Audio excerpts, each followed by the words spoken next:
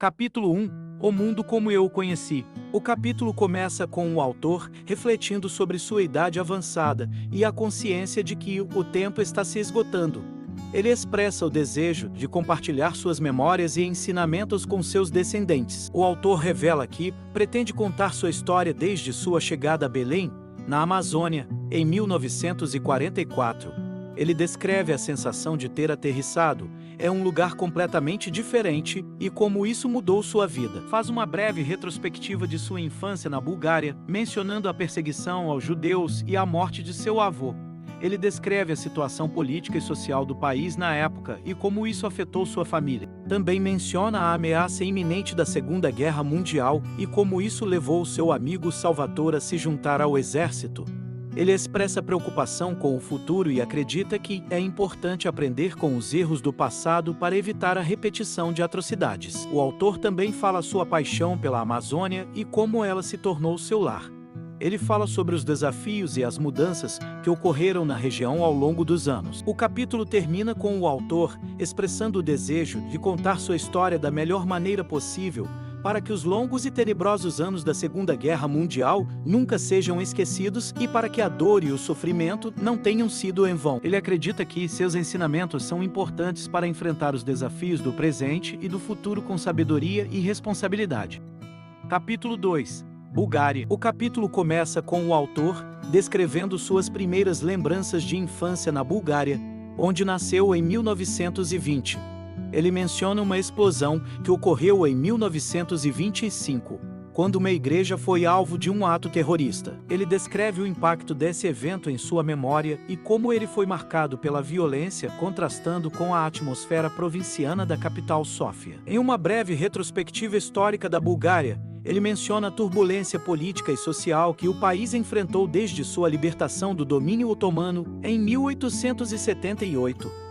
Ele descreve os conflitos territoriais e as disputas entre as potências mundiais pela influência na região dos Balcãs. Destacando a diversidade étnica e religiosa da Bulgária na época, menciona a convivência pacífica entre diferentes grupos étnicos e religiosos. Ele elogia a culinária búlgara e a tolerância religiosa que existia na capital Sófia. O capítulo termina com o autor refletindo sobre a sabedoria do povo búlgaro comum e como eles conseguiram manter a paz e a harmonia em meio às turbulências políticas e sociais do país.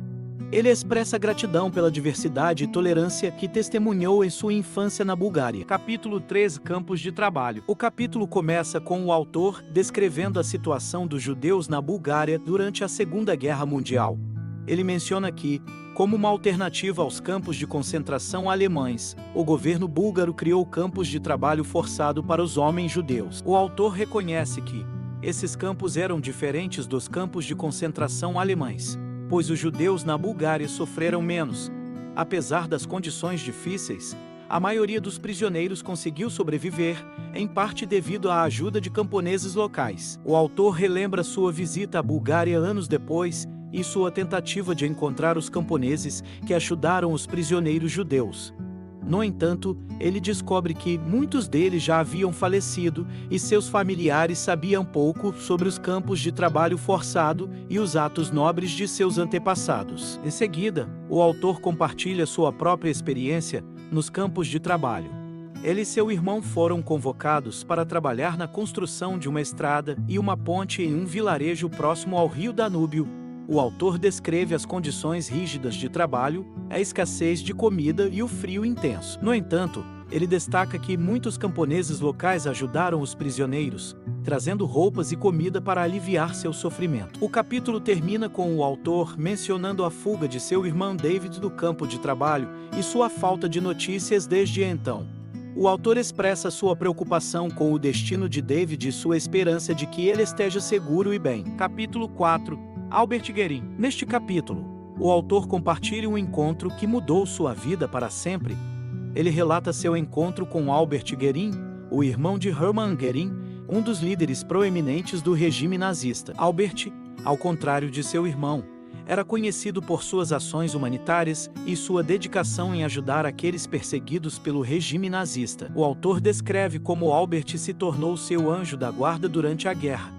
Albert o ajudou a escapar da Bulgária, fornecendo-lhe documentos falsos e garantindo sua segurança. A importância desse ato de generosidade não pode ser subestimada, e o autor destaca como isso teve um impacto profundo em sua vida. Albert, um engenheiro que trabalhava para a Škoda, uma fábrica de automóveis tcheca sob controle alemão, desempenhava um papel significativo na economia alemã durante a guerra. Esse detalhe destaca a complexidade da situação e a diversidade de papéis desempenhados por indivíduos naquela época sombria. O autor nos leva à sua chegada a Sófia, onde foi calorosamente recebido por Albert. Ele descreve a personalidade cativante de Albert, sua aparência marcante e seu lugar de destaque na sociedade. O capítulo culmina com o autor expressando sua profunda gratidão a Albert Guerin. Ele reconhece a coragem de Albert em ajudar aqueles perseguidos pelo regime nazista, mesmo sendo irmão de um dos líderes do partido. Essa história ressalta a importância de pessoas como Albert na luta contra a opressão e a injustiça, lembrando-nos de que o heroísmo pode surgir das circunstâncias mais inesperadas. Capítulo 5. Istambul. O autor relembra sua chegada a Istambul após deixar a Bulgária. A cidade desencadeia uma enxurrada de memórias de infância. Hospedado em uma pensão próxima ao Grande Bazar, o autor explora a cidade estratégica entre a Europa e a Ásia, visitando monumentos como o Forte do Presépio e a Mesquita Azul. O capítulo encerra com gratidão ao Sr. Omer, dono da pensão, por sua hospitalidade e proteção em Istambul, enfatizando a importância de reencontrar lugares e pessoas que fizeram parte de sua vida após tantos anos. Capítulo 6. Lua de mel no navio jamaiquês. Neste capítulo, o autor relembra sua emocionante lua de mel a bordo do navio jamaiquês, viajando de Istambul para Gibraltar com sua esposa, Berta. As condições a bordo eram desafiadoras, especialmente na terceira classe, com falta de privacidade e beliches apertados. O autor destaca a diversidade de passageiros de diferentes nacionalidades e culturas, destacando a convivência harmoniosa entre eles.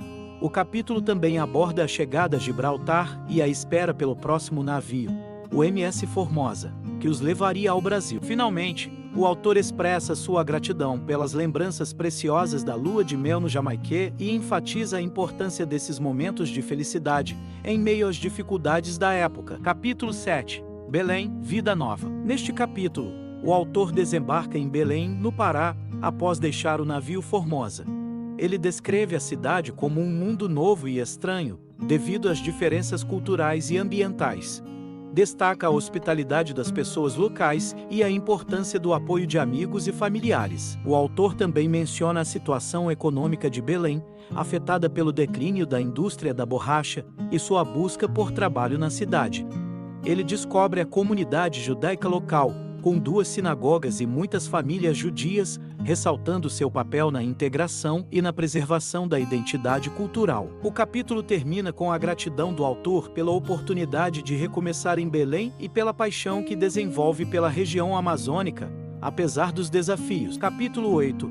Rubber Development Corporation. Neste capítulo, o autor aborda a situação econômica da região amazônica durante a Segunda Guerra Mundial, enfatizando a importância estratégica da borracha e seu impacto na demanda internacional. O autor compartilha sua experiência ao ser convidado a trabalhar na Rubber Development Corporation RDC, uma empresa criada para impulsionar a produção de borracha na Amazônia. Ele descreve seu papel como mecânico-chefe e seu envolvimento no esforço de guerra, especialmente no transporte aéreo da borracha para os Estados Unidos. Durante o capítulo, é destacada a influência da guerra na produção e no preço da borracha na região.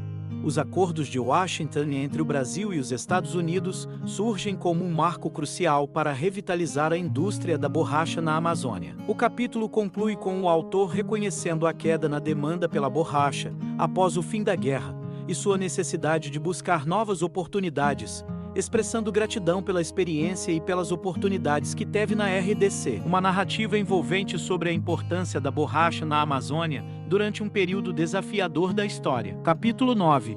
O mundo gira. Neste capítulo, o autor destaca os eventos marcantes do final do século XX, como a queda do Muro de Berlim e o colapso da União Soviética, que moldaram o mundo. Ele enfoca a influência globalizante da cultura ocidental e as transformações econômicas e sociais resultantes. A situação política e econômica da Bulgária durante essa época é mencionada, com ênfase na difícil transição do comunismo para a democracia.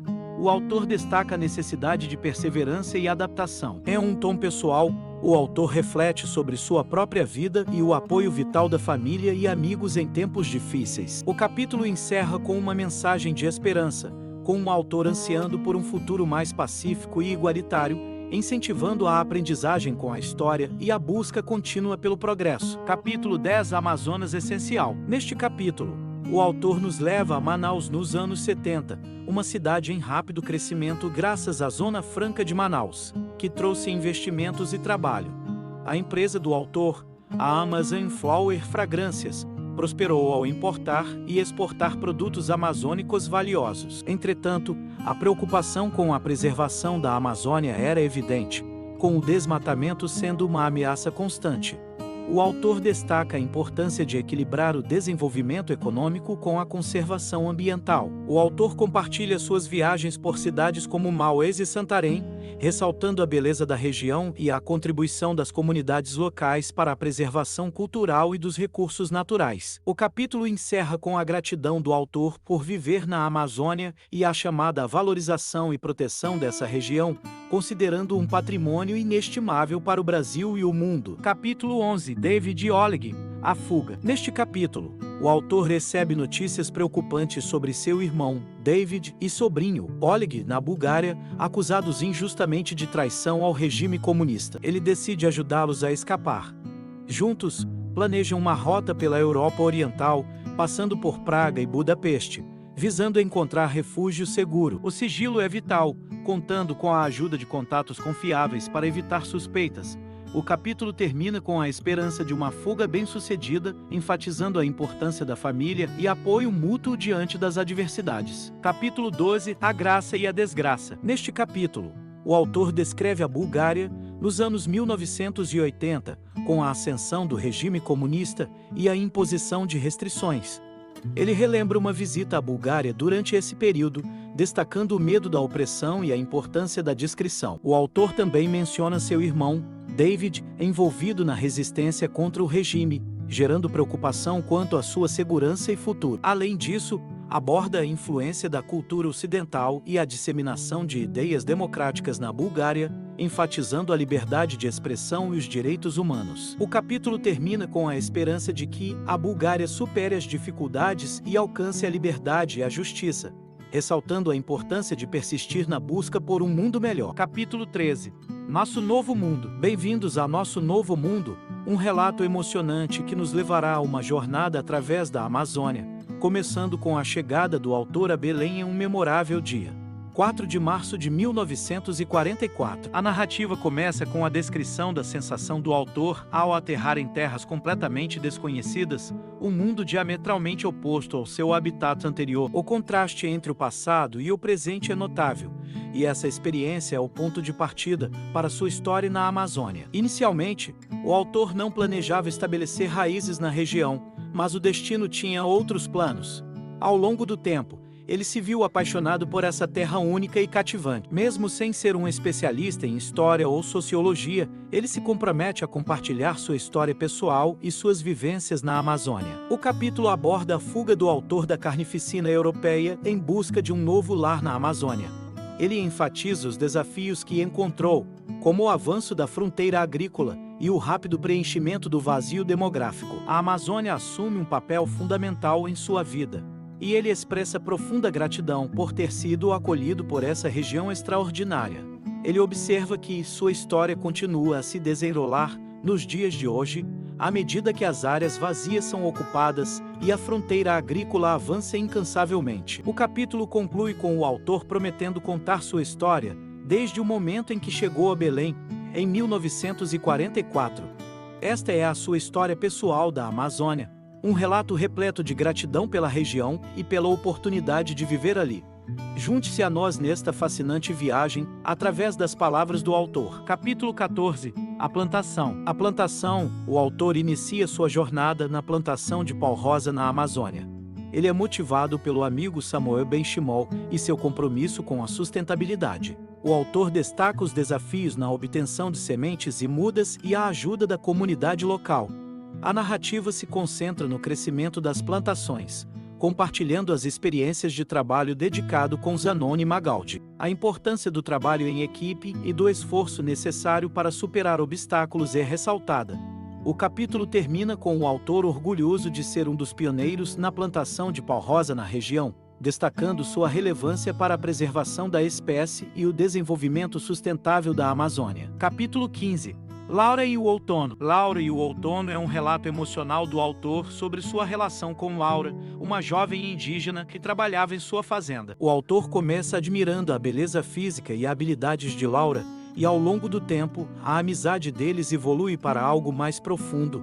A diferença de idade é uma preocupação, mas a conexão emocional entre eles é forte. O autor compartilha a mudança de seus sentimentos, passando de admiração platônica para desejo romântico e os desafios emocionais que enfrentou. Ele pondera sobre a ética e viabilidade de um relacionamento devido às implicações culturais e familiares para Laura.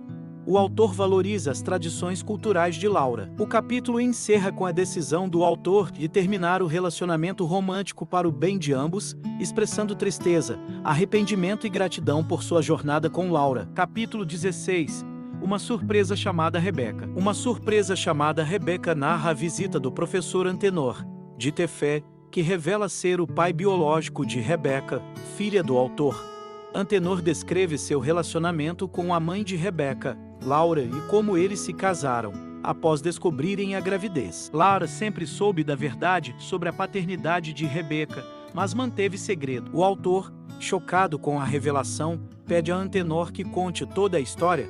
Antenor descreve sua jornada de Maués a Tefé, onde Laura está enterrada e onde Rebeca ainda reside. Rebeca já sabe que Antenor não é seu pai biológico, mas sempre teve curiosidade sobre sua verdadeira identidade. O autor decide conhecer Rebeca e, ao encontrá-la, percebe semelhanças físicas entre eles. Emocionado, descobre que Rebeca foi nomeada em homenagem à sua mãe.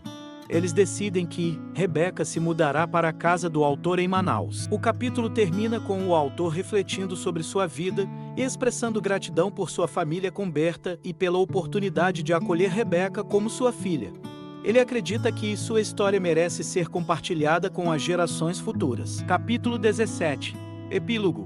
Os dois envelopes. Os dois envelopes narra a história da família de Lee Kohlheiser, que recebe a notícia do seu desaparecimento. Preocupados, Daniel, Sarah e Rachel tentam encontrá-lo, mas sem sucesso. Durante a busca, eles descobrem dois envelopes em seu cofre. O primeiro envelope contém uma carta de despedida de Lico, na qual expressa seu amor pela família e a importância da união familiar para enfrentar desafios futuros. O segundo envelope contém um relato da vida de Lico, onde compartilha suas experiências, lutas e conquistas, destacando a importância da determinação, responsabilidade e sabedoria na vida. Lico também deixa instruções sobre a divisão de seus bens, incluindo uma plantação de pau-rosa em Maués que deseja que seja dividida igualmente entre Daniel, Sarah e Rebeca, com a esperança de que a produção de óleo de pau-rosa seja relevante para a região amazônica novamente. O capítulo termina com a família refletindo sobre as palavras de Lico e se preparando para enfrentar o futuro, orando seu legado. Expressam gratidão por tê-lo como um pai e avô amoroso. Capítulo 18. Agradecimentos. O capítulo termina com o autor expressando sua gratidão a todos que o acompanharam ao longo de sua vida e que o ajudaram a relembrar e compartilhar suas experiências. Ele espera que o relato de sua vida seja útil para seus filhos e para as futuras gerações, encorajando-os a enfrentar os desafios da vida com entusiasmo, responsabilidade e sabedoria.